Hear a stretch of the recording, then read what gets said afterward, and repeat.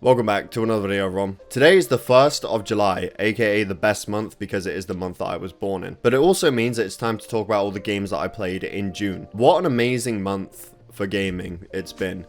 Well, I only played two things actually that are new, and they were both over the past week. Shadow of the Erdtree, which I'll be talking about at the end, and Dawn Trail, which I'll be talking about next month. I've already finished the main scenario, but I'll talk about that at the end of July, because there's other things releasing this month. But I did play other games though that are older. Wait, I'm gonna sneeze because it's fucking summer and I hate so.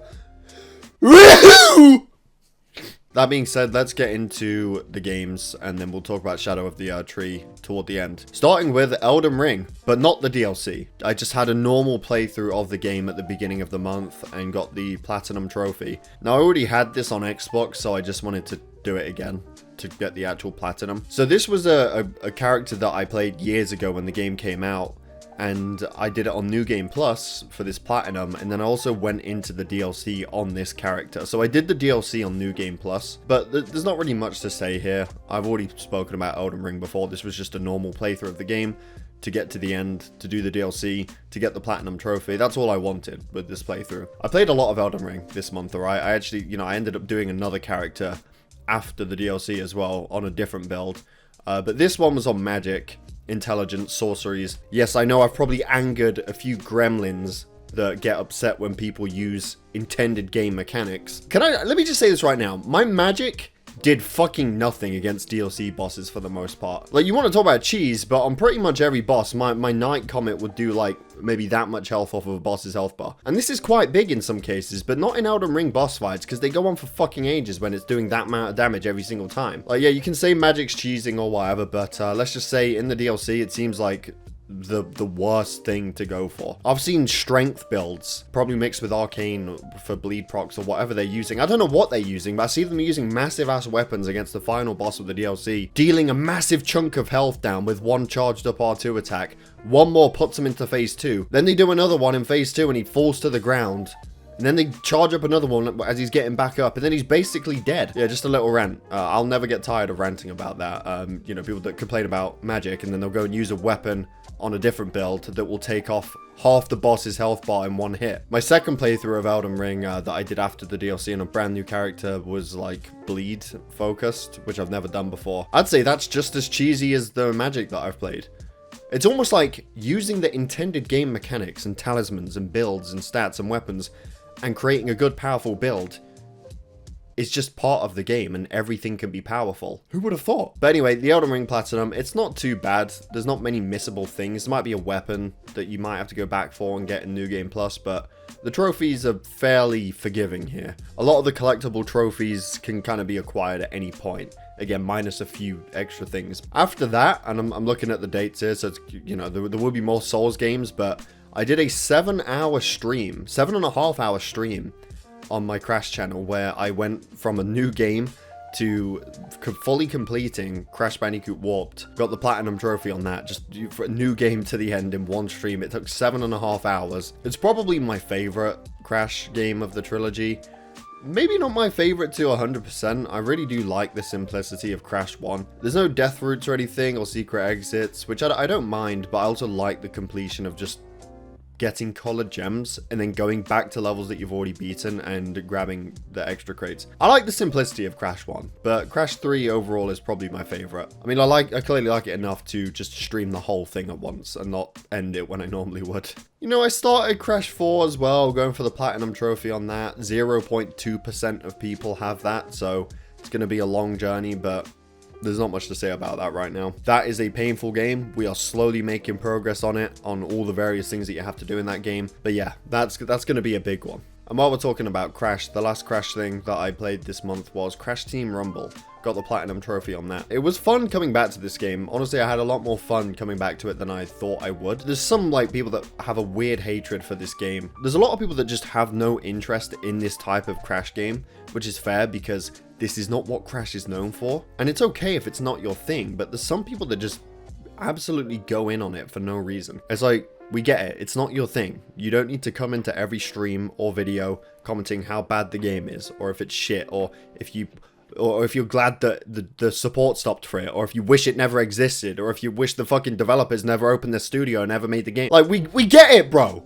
You don't like, it's not your thing. That's fine. Just let me play the game and have fun. I had fun going back to Crash Team Rumble. It was fun playing with people in the stream, playing different characters, just unlocking the it was a really fun time. It didn't take too long to get the platinum. It's fairly easy. There's just a few grindy trophies, but that's about it. Next up, the Dark Souls Remastered Platinum Trophy. This is a game that I had well over like 130 hours or something, and I just never went to get the Platinum. Just because some of the trophies are like, oh, you need to upgrade this weapon to maximum, which I'd never done before because I don't use every weapon in the game when I play it. So I thought I'd go and get the Platinum for this, and it was pretty fun doing a few different things that I hadn't done in normal playthroughs. It's just a bit tedious because you need all of the boss weapons, and some boss souls can give you more than one weapon, which means you have to do another playthrough to get another boss soul to buy the other weapon.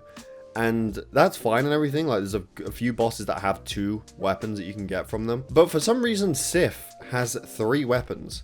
And he's the only boss that has 3 different things that you can pick from his soul, which means you have to play the game 2.5 times. You have to play the game first, get 1 weapon, play the game again to get the second weapon, and then play the game a 3rd time. You can kill him kind of early, but you still have to make it to Anor Londo to craft the weapon, or, you know, to buy the weapon. So it's 2.5 playthroughs just for that 1 weapon. Oh, and Gwyn, I guess, because the first time you kill Gwyn, you have to offer his soul in the second playthrough, and then you have to kill him again the second time, and then you can make his weapon at the same time you get Sif's. So I guess him as well. But overall, it was a fun Platinum Trophy because I love the game. It's a top 3 Souls game for me. I love Dark Souls 1, and it was just a bit tedious going for the Platinum, like making me do it 3 times. I probably could have made it a bit faster if I just did it on a New Game Plus, but I wanted to make a new character. Next up, the Bloodborne Platinum Trophy. This is a FromSoft game that I'm not as familiar with. I only beat it for the first time a few months ago. I already spoke about this game actually in this series when I played it for the first time. But I thought, I only have a couple trophies left from my original playthrough that I need, so why not go and get the Platinum? So I did that same character on New Game Plus and went through the game again. And it just had a lot more in store for me than I thought when I looked at my trophy list and there was only like 6 trophies remaining. I had to basically beat every optional boss again just to get an item or something that I might have needed. On top of that, one of the trophies is a boss that I missed. And I was like, oh, I seem to have missed a boss. Turns out it's from Chalice Dungeons. And you have to go through a bunch of Chalice Dungeons before you can reach that boss. And it wasn't even the boss that pissed me off. It was every other boss leading up to it that I had to go through in those Chalice Dungeons. I think the Defiled Chalice was one of them. Nearly every like attack can just one-shot you, because in that Chalice specifically, it cuts your health down. So you don't have the health that you normally do. And nearly every single attack can just kill you, insta-kill you. But you have to beat it to move on to the next one. Yeah, the Watchdog was one that I struggled on for a while. The Amygdala boss. Fuck this thing. This thing, it has a strategy which wasn't too bad. It's where you bait its jumping attack and you charge up well, for me, I was using the Hunter's Axe spin to win. And if you charge up a spin while it's in the air, it will land and the spin will go off as soon as it lands. You'll deal a bit of damage and then you can kind of run to the back and bait it again. And you can just keep doing that. But it doesn't change the fact that every now and then it will do something that, again, can insta-kill you.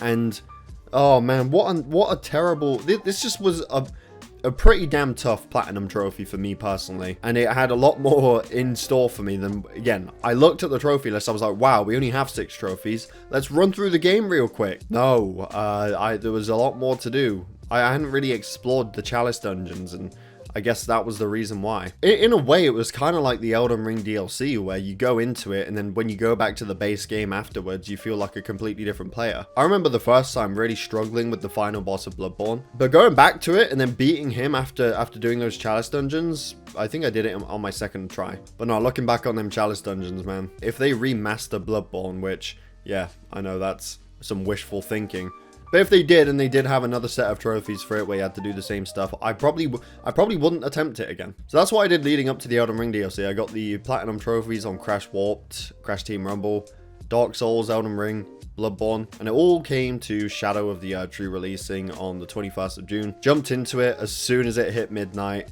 And yeah, there will be spoilers, by the way, so I'll be spoiling everything, every single area, every single boss imaginable, because I want to talk about it. So if you don't want spoilers, click off. Shadow of the Erdtree, where do I even begin? This was a phenomenal DLC. Phenomenal. It's got to be at least half the size of the base game of Elden Ring. At least, right? It has to be. It's such a big expansion full of so many beautiful areas to explore. Like, seriously, some of these locations are absolutely gorgeous. It was super fun to explore the zones, having new bosses, new NPCs, new secrets to discover. Honestly, just being back in Elden Ring and having content that you're not familiar with. You know, it's been over 2.5 years since I made that video where I picked it up day one, did one video on it, and then beat the game within the first week. It reminded me of them because every time I'd kind of get stuck during that first week, I would Google something and it would take me to a wiki page with no information at all. Like, just full of question marks because nobody had really gotten there yet. It brought me back to then. Just, it was so good having new Elden Ring content to explore. We know, like, some bosses that are going to be appearing at some point, but that's it. So yeah, some of these zones were absolutely amazing. I really enjoyed the Abyssal Woods. A lot of people don't like that area because you can't use Torrent because he's too scared, but I loved it. I thought it was very fun, and I love the aesthetic of it. The areas, locations, zones, all that, 10 out of 10 for me. 10 out of 10. The legacy dungeons were incredible. Again, in some cases on the scale of something you would find in the base game. Like, I knew the DLC would be big as an expansion, but like, holy shit, it did blow my mind a bit. Got some really good boss fights in this DLC as well.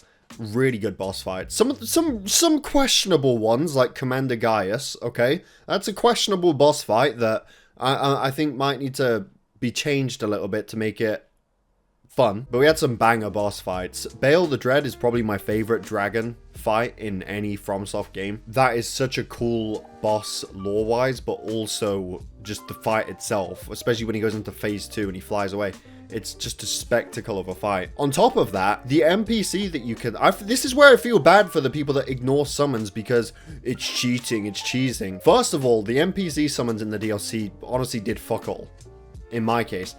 None of them did anything, but they did bring a lot to the fight regardless. Because when you summon Egon in the Baal fight, you go in, click the gold sign. Curse you, Baal! He wasn't doing much combat-wise, but he was doing a lot for the battle. He made it epic. Baal is a seriously good fight. I've actually lost my voice a bit trying to recreate his dialogue, so just goes to show that voice actor is really something. Fuck, why didn't I save that until last? Now I've lost my voice for the rest of the video. Shit. Baal is one of my favorite boss fights.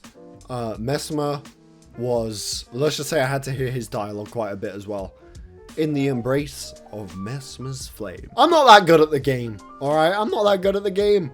I'm trying my best. It was fun though. It was fun. It was like one of those fights that was weirdly addictive. Like, you fail it over and over and over again, but you keep going in because you have the feeling that any one of these attempts could be the one. Because it's a fair boss fight, it feels fun. It doesn't feel bullshit. It's just tough and tricky to get it down. A lot of people are comparing this boss fight to Millennia because, well, to be fair, he's got a lot of moves like Millennia. He has like this waterfowl dance kind of move, which in my opinion is much more difficult to dodge than Millennia's waterfowl. Well, Millennia's is not even that difficult when you really break it down. It's just 3 different things. You run away, you dodge in, you dodge out. Mesmer's, I don't think I ever fully dodged. I dodged it maybe once or twice. It was a bit more fast-paced and a bit harder to see exactly when it was going to hit, in my opinion. That said, I think Millennia is probably the more difficult boss fight overall, just because she has 2 full health bars. Mesmer's only got 1 health bar. Even if his attacks are harder to dodge and he's a bit more aggressive, I think the fact that he only has 1 health bar does make it a bit easier, probably. I don't know. For me, they're both fucking difficult, so who cares? There's a bunch of other legend bosses as well around the DLC, and I really enjoyed pretty much every single boss, again, except for Commander Gaius, which was just It was just shit. Like, it just wasn't fun. That was not a fun boss fight. A lot of people were review bombing the game because it was too difficult, which, I mean, I think some people had valid criticism for the performance on PC, but I can't talk about that because I was playing on PS5 and it ran perfectly. Outside of that, the other review bombing was because it was too difficult. But now that it's been like a week and a half and people have actually gone out of their way to get different builds, level up their shadow tree fragments. Now it seems like it's going the other way and they're like, oh, actually, it's not that bad, guys. I've beaten it now. I beat the bosses now, so we're all good. I think a lot of people ignored the shadow tree fragments, and they did actually end up getting a buff to basically increase the power that they give you in the earlier stages of leveling them up. I think a lot of people ignored it and eventually came around to finding more, leveling up their characters, and then finally beating the bosses that they were struggling on. I never got max level because, you know, I explored as much as I could, and I got it to like plus 17, level 18 or something. That's the only good thing about Commander Gaius. It's that you get 5 fragments after you beat him. That's the only good thing about that boss. But then we get to the final boss, Promised Consort Radahn. I love General Radahn. I really do, but this shit was painful. I just could not get this boss fight down with the build that I had. I just couldn't do it. Phase 1, solo, was fine. His attacks are very fair, very easy to like dodge and look out for, and I was able to push him into phase 2 very easily on my own. And there's a reason I say on my own, because I'm a summon guy. I'll use summons if I can. The problem is the NPC summons for this fight make him way stronger, and I'm talking it's massive difference. Like, you will notice the damage decrease that you have when you go in with summons. So it ended up being that phase 1 was easier with no summons. But as soon as I got to phase 2, I couldn't survive longer than 10 seconds. As soon as that big ground AoE goes off, anything that came after that would just insta-kill me. It was like super difficult to even see what was going on or how to dodge a certain attack because they're so quick and there's so much going on. It's like every attack has a bonus follow-up on it. So if he spams 4 hits, 5 hits, then there's 4 or 5 bonus things going on after that as well. I tried for hours doing this fight.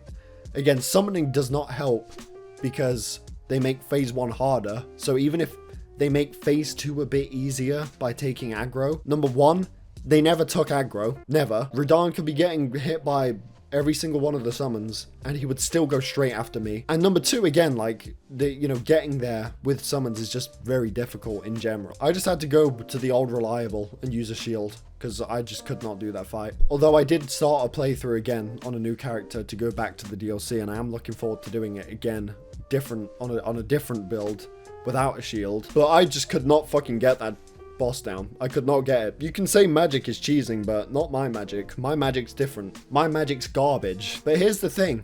There are so many different ways to beat this boss easily. I've seen strength builds. Again, I've not really dabbled into strength builds too much, but they're probably mixed with some arcane to get the bleed procs. Basically, they charge up an R2 attack and boom, a quarter of his health is gone. Like, 2 R2 attacks take them into phase 2. They'll do another one and he'll get staggered. And then if they can just get 2 more charged R2 attacks at some point, at any point, that'll kill him. It's just insane how much damage I've seen people do with them big ass weapons.